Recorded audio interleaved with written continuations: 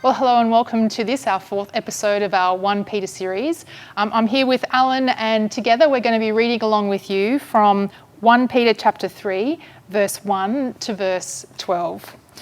So Alan, this is a really interesting chapter, a lot in here, covers the area of wives and husbands. So where do you want to begin? We need to dive right in. Okay. So as I was just connecting with this chapter and reading it again, it starts off with kind of in the same way, which always causes me to flip back a page or two. What is the context? Peter's actually been talking about submission. He talks about submission to government authorities and has some fascinating things to say. Then he talks about submission to slaves, bosses, employers. Then he says, in the same way, wives need to submit to their husbands. He goes on at the end of the chapter, talks about all of creation, angels and principalities being in submission to Jesus. And then over in the next chapter, we've got young people being invited to be submissive to their elders. So it's this theme that runs through the whole thing. Here in this chapter, it is inviting women to be submissive to their husbands. And Katrina, that theme, I really want to hear you reflect on this. What does that do for you? How do you relate to that? How do we teach this in our culture? And is this life-giving, or is this something that does it confront our faith and challenge our beliefs? Now, you've been doing some fascinating research into the sociological environment. Share with us some of that background. How do we come to this text? What do we got to know before we start reading to really see what's being taught here? Where's Peter coming from? So like all of the passages that relate to men and women in this way in the New Testament, I think it's really helpful if we come to, as best we can and as imperfectly as we can, educate ourselves about the historical context. What is the state of relationships between men and women in this particular time? And the thing that really grounds me in this is that historians, sociologists of religion tell us, people like Rodney Stark, tell us that the church was particularly attractive for women in the first century. They're overrepresented in the population and, interestingly, in the church. So there are more women in the church than there are in the population, and they're underrepresented so overrepresented in the church, underrepresented in the population. And the experience of women, if they were in the church, was very different to the women who weren't in the church. So are you telling me that that there was more women, so like maybe twice as many women as men in the church, but in the culture, not as many women? So here's some statistics. Yeah. Some people think that the church was constituted of between 60 and 70% of women in the first century. Really? So really big percentage. And actually in the culture, because of some practices, mostly female infanticide, which in this time look like the young girls who were born would be taken out and exposed. They'd be taken out beyond the city limits and they'd just be left to die, either from the elements or through animals. And that had dramatic consequences for the balance in the population. So in the Roman Empire, some people estimate that for every 140 men, there were 100 women. So 140 boys are born and 100 girls are born because of the practice of female infanticide. But in the Christian community, they didn't practice female infanticide. So people who were born into the faith didn't have that imbalance in the gender. So that was really important. And the other thing is, Christians also practiced other important cultural things like marriage very differently. So in the culture, in Roman culture, the custom for marriage age was around the age of 12, which is just extraordinary. But there were no prohibitions on marriage at an earlier age than that. So we understand from history that 12% of girls in the Roman Empire married before the age of 12. But in the Christian community, it was only 7. And in fact, half of the Christian community's young women married above the age of 18. So really different practices around the birth of young girls that was protective for women in the Christian church, really different practices around marriage age, and really different practices around marriage itself, particularly around a reluctance to divorce and a real value for marriage, which we see in the teachings of Jesus, for example, but also in Paul. And these things made a profound difference. Yes. What they did was they made the church a refuge, for young women and women in the first century. And so they flocked to it because they were given dignity, they were affirmed as being made in the image of God, and the gospel was profoundly good news to Roman women who were largely perceived as being unequal, in the culture and prohibited from expressing themselves in all kinds of ways. In fact, in the first century, we see women given positions of authority. They were teachers and they were leaders in their communities. I was just thinking, as you were saying that, they were invited to be students. Yes. So this was a culture that, the rabbis, students, learning, very important. But at certain points in that trajectory of history, the women weren't welcomed to be pupils. It was felt they couldn't learn. But of course, Jesus teaches women, and we find women in the earliest history of the church having roles as learners, as teachers, as fellow workers. I mean, to use Paul's language, fellow laborers in the gospel. Even uses the word apostle to describe one of the women. So what I hear you saying is that this created something that was very good news for women in that cultural context. Yes. So it's interesting when we come to this passage and we get this, Peter's talking to us at length about the influence that women can exercise over their husbands for the sake of the gospel. What's really interesting that in a patriarchal culture, it is the man who chooses the religious affiliation of the family. So it's really mostly not up to women about what God that they would choose to worship. But here we have a bunch of women who have come to know God, have come to faith, and Peter is saying to them, so in the light of this amazing life-giving choice that you've made, exercise influence over your husband who is not a believer by behaving in particular ways, in order to win your husband for the gospel. And just that idea of a woman being encouraged to win her husband for the gospel is an aberration, agency in itself. Yeah. And he goes on and he talks about some things that, let inner beauty be the driver in this interaction. And we can hear that in a different way against our cultural backdrop today. In just a moment, I want to chat with you about interpretation, the history of interpretation, and what's kind of happened with these passages. But before we go there, we're doing this recording during the week that there was the Women's March for Justice in Canberra. We've heard the news, terrible tragedy coming out of the UK of a young woman who lost her life. A police force that we had hoped would protect, and there's violence, like shocking stuff. And women, one of the headlines I read, women in Australia are not happy. And I think, does the gospel have something to say to our moment? When you give us that back narrative, that's exciting. What about today? I think it's undeniable that we still see the vestiges of patriarchal culture around the world and in Australia as well, and we see that manifest in different ways.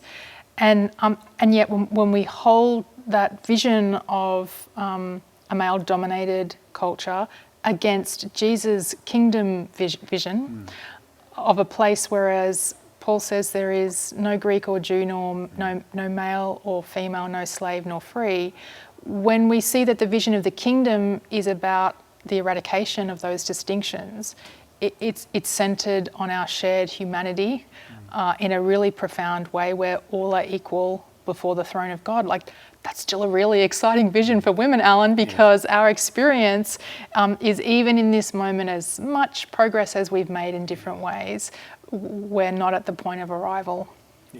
And so all of the ways in which our culture continues to not affirm women, when I look to Jesus and when I hear him proclaim the good news of the kingdom, I am profoundly excited. It's still deeply good news for me because I'm hungering for that place where everyone's humanity is valued and expressed and able to flourish in exactly the same way.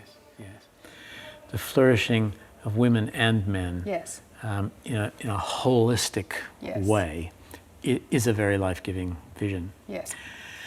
I listened to a a speaker a while ago who was the leader of a United Nations think tank on some significant issues around women and equality and so on. And this person was being challenged as the leader of this think tank.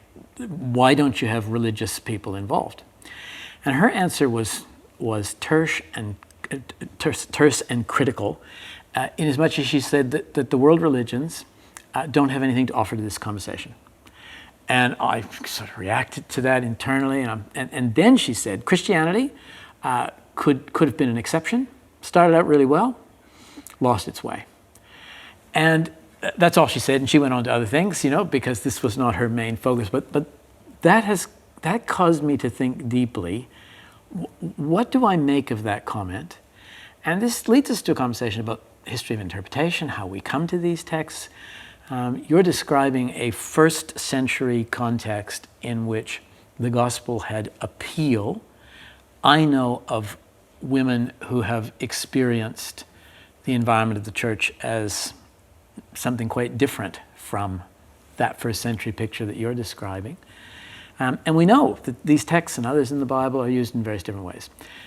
You are theologically trained. You have leaned into this space and thought a lot about it. How can you help us a bit to understand, interpreting the Bible, the history of interpretation? How do you come at this question of interpreting what it says for today?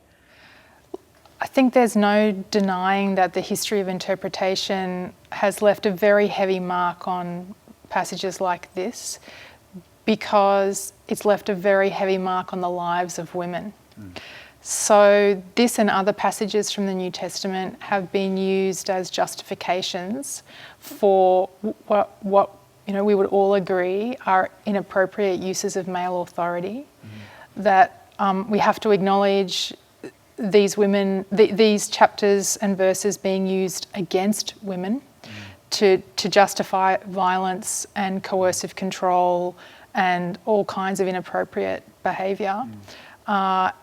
And, there are some men who quote these verses in order to justify, their authority in households over women and children, which of course includes young boys as well. So that's why the history of interpretation is incredibly complex. It's gone back and forth. There are moments when you think, liberation is breaking out, I guess, and then there's a regression. So we see, interestingly, a new phenomenon, particularly in evangelicalism, as early as the 1970s and 1980s, which is the rise of what's called complementarianism, which is a way to talk about the order of creation and to emphasize the hierarchical nature in the Trinity as reflected in the hierarchical nature between men and women. So that whole argument, I guess, is one example of a regression in the history of interpretation away from liberation towards an accent on authority in terms of submission. So, like many women, I read these verses and I feel a deep sigh in my spirit, because as I read them, I don't just see the first century context. I experience deep in my bones the ways in which these passages have been used against me and against many other women. Just recently in the news, we've had an instance in the U.S. of a preacher encouraging trophy wives. I couldn't help, as I was kind of hearing that narrative, to think about how 1 Peter is actually saying the exact opposite. The text in 1 Peter is actually saying the real value is what bubbles up from within us, and Jesus can actually serve and help in that place. And it just struck me the irony of these threads of approach and the way of interpreting it and moving it to something that's quite self-serving. In that whole line of thinking. Well, you talk to any woman who dares to stand on platform and preach. And you will ask her about stories about her appearance and how people have critiqued her appearance. I mean, that's happened to me. I can't tell you how many times people have come up to me after I've been visible in a service in different ways, and for someone to pass a comment about what I'm wearing. You know, I didn't realise that preachers could wear heels, or you shouldn't be wearing that colour, or aren't those earrings a little bit ostentatious for a woman who purports to be, part of the family of God. So, those things still happen, and like you're saying, it always astounds me that people could, strain a gnat and swallow a camel, not listening to Peter's advice about, please respond to the message that you've heard, talk about what I said, talk about your understanding of God in the light of that. But you want to talk about my earrings and my heel height? Are we still really in that place? And unfortunately, there are places where we are. Yeah. One of the lines in this text says that the men ought to respect their wives, ought to honor their wives, which is an interesting word in a shame-honor culture. And it's actually pushing against the culture. It's pushing against the entrenched views that the father of the household was the owner of the slaves, of the animals, of the land, of the women. And the gospel is actually dramatically pushing against that. And in saying that, it has another phrase that it says, you need to do this because she is the weaker vessel. And it's an interesting phrase, again, that can trigger some of the things you've just been describing. What did you just say about me? What did you just... And Eugene Peterson has just a wonderful translation of that puts the focus in another direction. He says, be good husbands to your wives, honor them, delight in them. As women, they lack some of your advantages. But in the new life of God's grace, you're equals. And that shift in emphasis, they lack your advantages. And it's a faithful translation of the text. And just pushing into that myself and look at the exegesis behind it, it doesn't necessarily mean, physically weak, physically strong, biology says that, and therefore, it's actually going to the point of your patriarchal privilege as husbands gives you advantages. What are you going to do with that? Turn it away from yourself, turn it away from the traditions, and turn it toward those who don't have those advantages. And that is the key, I think, to so much of what the gospel invites us into, is to no matter who we are in any context, let's shift from this conversation to think of ourselves as rather well-to-do Westerners. Take that privilege, take that advantage. What are you going to do with that? To turn it toward those who are vulnerable, to those who do not have. And this is the consistent theme of the gospel. And one of the things that helped me immensely as I've taken this journey in my life, Katrina, thinking about how we understand these passages and other passages in the Bible, say the women shouldn't speak, is to look at the whole of the scriptural narrative and the many stories and the many references. And it's pretty clear that the overwhelming directional focus of the scriptures is toward the empowerment of all human persons and the flourishing of humanity in mutuality. And so for me personally, I was in a church for a while that had a man and a woman sharing the pastoral duties. She was an amazing preacher, and he couldn't preach his way home. He was a lovely pastoral, attentive person. It caused me to start to ask questions about gifting, about how people serve together. And so in what I see Peter writing here, he's within his culture. He's speaking into his culture. He's challenging his culture. He's opening up new possibilities. And I think he's pointing us to a vision of the church where all of God's children, all of their gifts, make up the beauty of this new creation, this kingdom vision, and call us into something together. I want you to have the last word.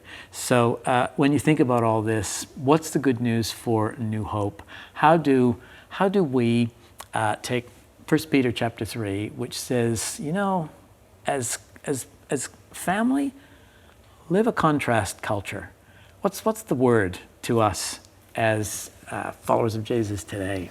Regardless of the state of our current culture, I think Peter is calling us out beyond its frontiers, beyond its frontiers into a deeper vision of what radical mutuality and love looks like in different contexts. So that's the good news. So the good news is always out beyond where our culture is. It's ahead of us, and it's about dissolving those distinctions in ways that then create space for everyone to express the fullness of who they are in God. So, and that's profoundly exciting. So it's a liberation for everyone, not just a liberation for women. It's a liberation for men as much as it is a liberation for women. And that's profoundly exciting, I think. Yeah. And Paul goes on and extrapolates, doesn't he? Jews and Gentiles, all the various divides, the cultural divides. It's an amazing picture. It's a beautiful gospel. It's ours to share. Fantastic. Well, thank you so much for joining us for this conversation. We look forward to seeing you in the next episode, where we have a wonderful special guest, Tim Myers from Melbourne School of Theology. I hope you can join us then.